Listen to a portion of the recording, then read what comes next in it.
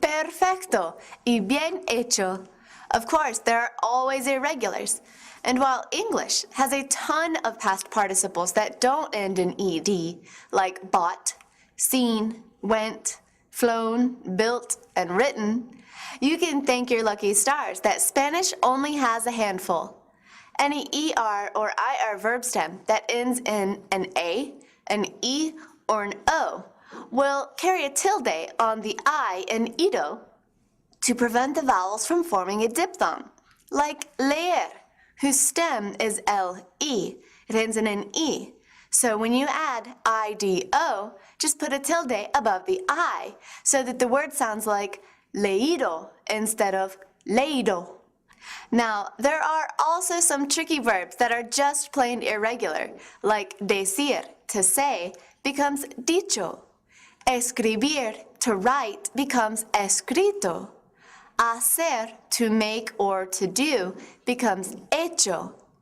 Ver, to see, becomes visto. And there are a few others that you can see in the past participle article in the verb section of the reference page. But for now, I think it's time you answer some more questions using a few of these irregulars. Just like last time, I'll give you the correct conjugation of haber, and you just need to provide the irregular past participle for the verb in parentheses. Remember, dicho, escrito, hecho, visto. ¿Listo? A ver pingüinos en Antártida. He has seen penguins in Antarctica. Visto. Ha visto pingüinos en Antártida. Escribir. Poesía en inglés y español. I have written poetry in English and Spanish. Escrito. He escrito poesía en inglés y español. Hacer a la delta. Have you ever hang glided?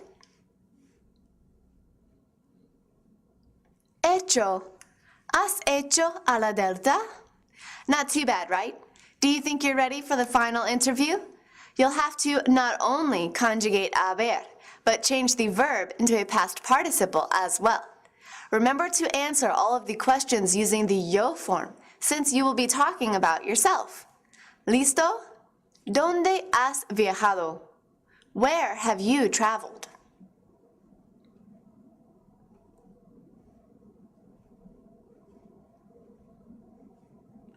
¿Dónde has vivido? Where have you lived?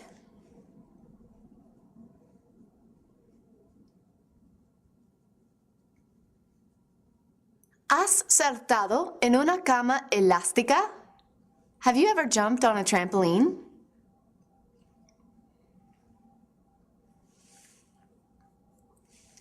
¿Has hecho a la delta en tu vida? Have you ever hang glided in your life?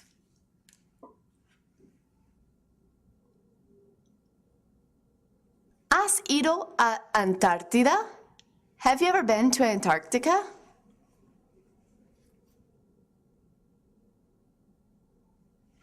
Perfecto!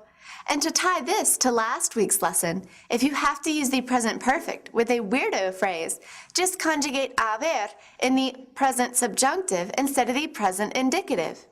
Haya, hayas, haya, hayamos, hayáis, and hayan, and add the past participle just the same. Como, dudo que haya ido a Antártida. I doubt that he has been to Antarctica. Es increíble que hayas escrito 5 libros. It is incredible that you have written 5 books. You get the gist, right? Bien, porque es todo para hoy.